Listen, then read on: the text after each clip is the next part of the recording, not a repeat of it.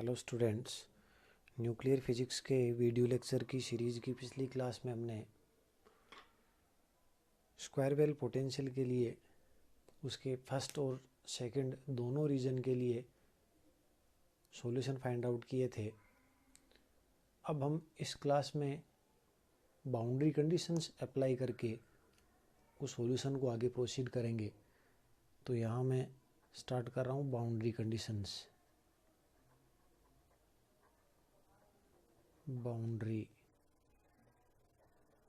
Conditions, ठीक है। क्या बाउंड्री कंडीशन होंगी? जैसे ये स्क्वायर वेल पोटेंशियल इस टाइप का था, इधर वी आर कंसिडर कर लिया था, ये जीरो था, ये बी था, ये माइनस बी नोट था, ये फर्स्ट रीजन था, ये सेकंड रीजन था।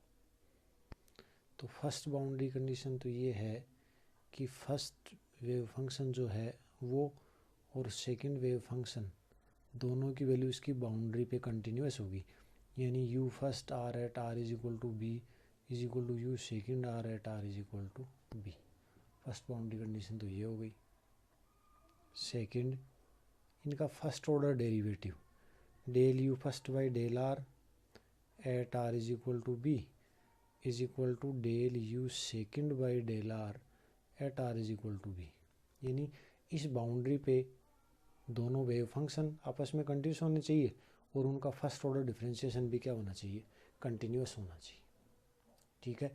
इट मीन्स अपने पास यू फर्स्ट और यू सेकेंड की, यू सेकेंड था इक्वेशन 10 में और यू फर्स्ट था इक्वेशन 7 में, उन दोनों को एक बार तो दोनों को इक्वल करेंगे at R is equal to B, एक बार उनका डिफरेंशिएशन।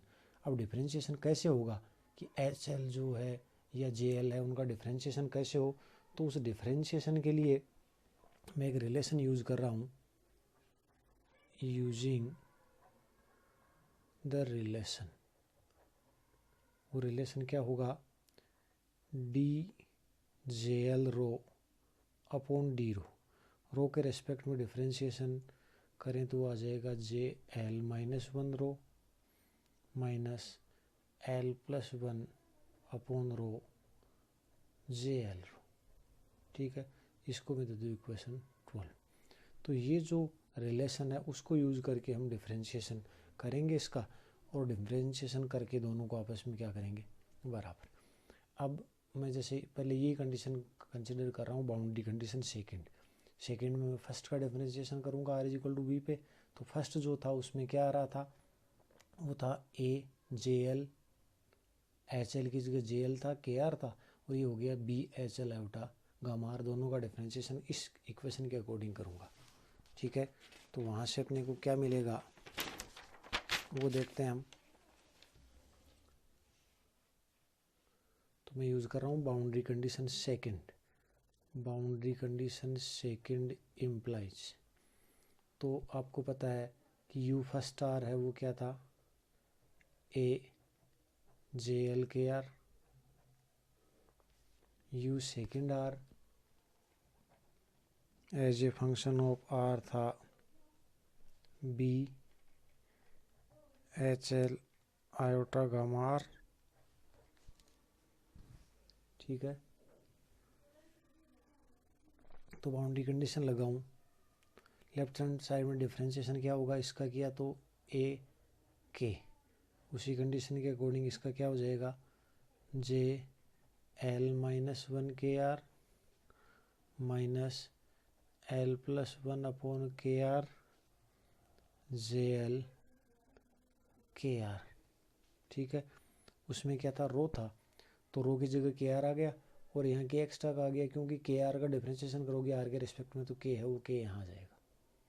राइट हैंड साइड में बी, इसमें क्या है? आयोटा गामा, तो साथ में क्या आ जाएगा? Iota gamma. और क्या आएगा?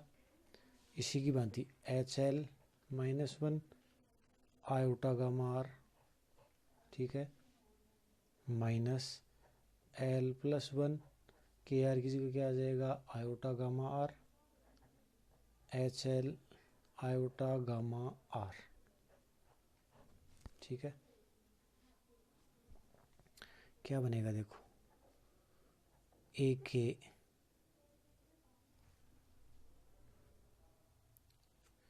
ठीक है, इसको इक्वेशन नंबर में दे देता हूँ 13, इक्वेशन 13 होगी। अब मैं यूज़ कर रहा हूँ बाउंड्री कंडीशन फर्स्ट, ठीक है। एक बार इसको थोड़ा और सोल्व कर लेता हूँ मैं इस इक्वेशन को, क्योंकि इसको मैं सोल्व कहाँ करना था, at R is equal to B, at R is equal to B पे सोल्व करना था। तो इसमें आर की जगह मैं क्या पुट कर दूँ, बी पुट कर दूँ। तो बी पुट करूँगा तो क्या बनेगा, ए के जे L minus 1 K B minus L plus 1 upon K B J L K B is equal to iota gamma B H L minus 1 iota gamma B minus L plus 1 upon iota gamma B H L iota gamma B. अब दे देता हूँ इसको equation 30, ठीक है। फिर boundary condition first implies, first में क्या था कि फर्स्ट और सेकंड है, दोनों की value R is equal to B पे बराबर होनी चाहिए। तो क्या होगा, A J L K R at R is equal to B is equal to B H L iota gamma R at R is equal to B. क्या मिलेगा यहाँ से, ए जे एल के आर की जगह क्या आ जाएगा, B is equal to B H L iota gamma क्या आ जाएगा, बी। इसको दे दिया इक्वेशन 14। अब हम क्या करेंगे, इक्वेशन 13 को डिवाइड कर देंगे 14 से। Equation 13 divide by equation 14 implies क्या मिलेगा, लेफ्ट हैंड साइड से लेफ्ट हैंड साइड डिवाइड करेंगे तो ए से कैंसिल हो जाएगा, क्या बचेगा इधर के। फिर जे एल के बी से डिवाइड कर दूँ तो J L minus 1 K B upon J L K B minus L plus 1 upon K B, J L K B से J L K B cancel हो जाएगा, equal to right hand side में B से B cancel हो जाएगा, iota gamma H L minus 1 iota gamma B upon H L iota gamma B, फिर minus L plus 1 upon iota gamma B H L iota gamma इसे cancel हो जाएगा। अब देखो इसको सोल्व करें आगे, तो के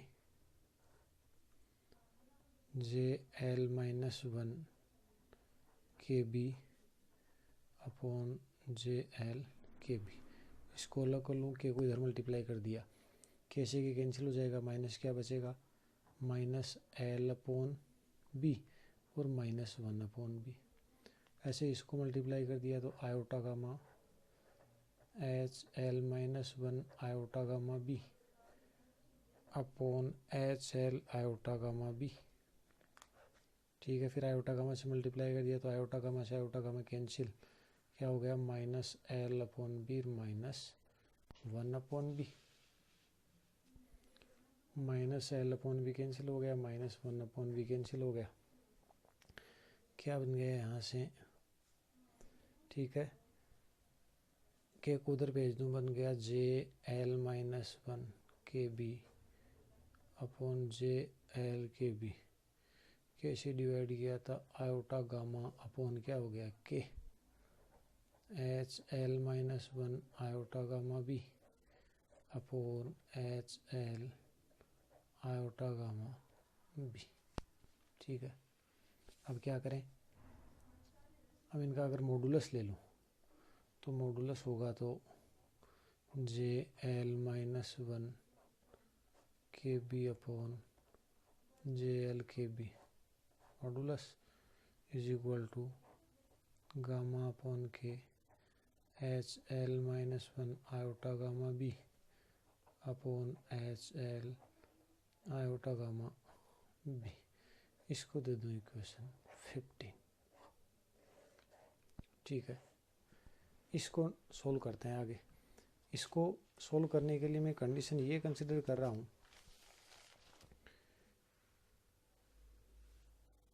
लेट एक स्पेशल कंडीशन के लिए सोल्व कर रहे हैं कि बी क्या थी, पोटेंशियल जो डेप्थ पोटेंशियल वेल आपने कंसिडर किया था उसकी विड्थ, अगर B less than 1.43 into 10⁻⁻15 metre हो, देन गामा इंटू बी होगा वो 1 के कंपेरेटिवली काफ़ी स्मॉलर होगा।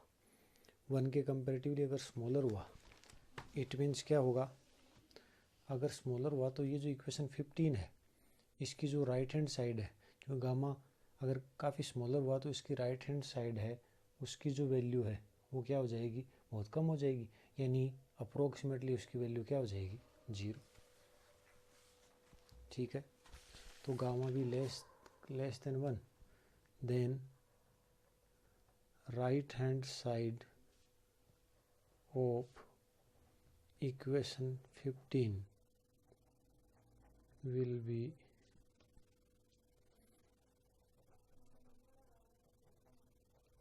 approximately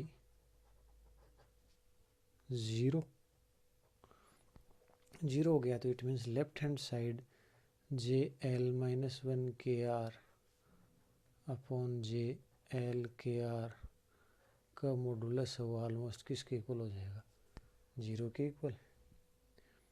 इम्प्लाइज क्या हो जाएगा, JL-1 KR है वो किसके इक्वल हो जाएगा, 0 के इक्वल। इसको दे दो इक्वेशन 16। अब ये इक्वेशन जो है, this equation holds for L not equal to 0। ठीक है, यानी L की वैल्यू अगर 0 होगी तो उस केस में ये इक्वेशन है, उस केस में ये इक्वेशन वैलिड नहीं होगी। L नॉट इक्वल टू 0 वाले केस के लिए ही होगी, क्योंकि L इज इक्वल टू 0 वाला जो केस था वो तो किसका था, ग्राउंड स्टेट का, यानी ये किसके लिए होगी, एक्साइटेड स्टेट वाले के लिए। तो अगर मैं इसको कंसिडर करूँ for L is equal to 1, L is equal to 1 के लिए कंसिडर करूँ तो क्या हो जाएगा, J1-1 0, J0 के, एक बात और देखो, हमने यहाँ से जैसे ये लिखा था तो वहाँ क्या था, के बी आ रहा था, हमने इस इक्वेशन में यहाँ इसको आर से ही लिख दिया है, तो इसको आप करेक्ट कर लेना, ये के बी होगा। ठीक है, तो J0 K B is equal to almost equal to क्या आ गया, 0। इसको दे दूँ इक्वेशन नंबर 17। और बेसल फंक्शन जो होता है J0 रो, उसकी वैल्यू होती है साइन रो अपॉन रो, इस टाइप का होता है। देन तब क्या होगा, सॉल्यूशन ऑफ इक्वेशन 17 इज, इसका सॉल्यूशन है जो J naught K B is equal to 0, उसका सॉल्यूशन इस टाइप का होगा, K B is equal to plus minus pi plus minus 2 pi plus minus 3 pi and so on. ठीक है, for minimum depth potential, minimum depth potential के लिए मतलब के बी की मिनिमम वैल्यू क्या मान ले, pi, K B is equal to pi, square किया, K square B square is equal to pi square, K square की value 2 mu upon H cross square V naught minus E naught into B square is equal to क्या होगा, pi square. Minimum depth potential की बात कर रहे हैं, उस case में ई नोट क्या होगा, 0। लेफ्ट हैंड साइड में क्या बचेगा, V naught into B square, इसको राइट हैंड साइड में भेज दो, क्या हो गया, pi square H cross square upon क्या आ गया, 2 म्यू। ये वी नोट बी स्क्वायर की वैल्यू आ गई एक्साइटेड स्टेट के लिए। इसको मैं दे दूँ इक्वेशन 18। ग्राउंड स्टेट की बात अगर बी कंसिडर करूँ 2 into 10⁻⁻15 metre, then V naught की वैल्यू क्या आ जाएगी, 144 मेगा इलेक्ट्रॉन वोल्ट।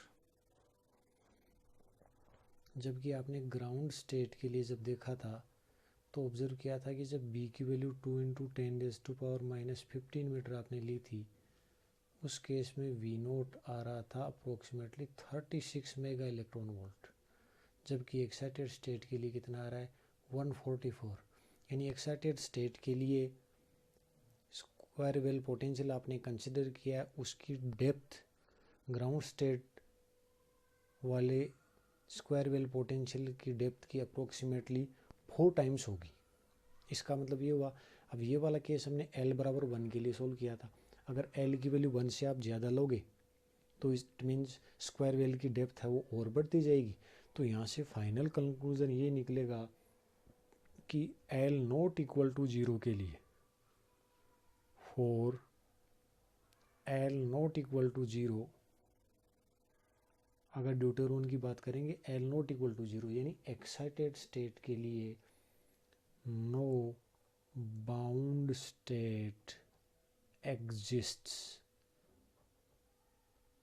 क्योंकि अगर बाउंड स्टेट एग्जिस्ट होनी है तो पोटेंशियल वैल्यू की डेप्थ है वो क्या होनी चाहिए, काफ़ी ज़्यादा होनी चाहिए।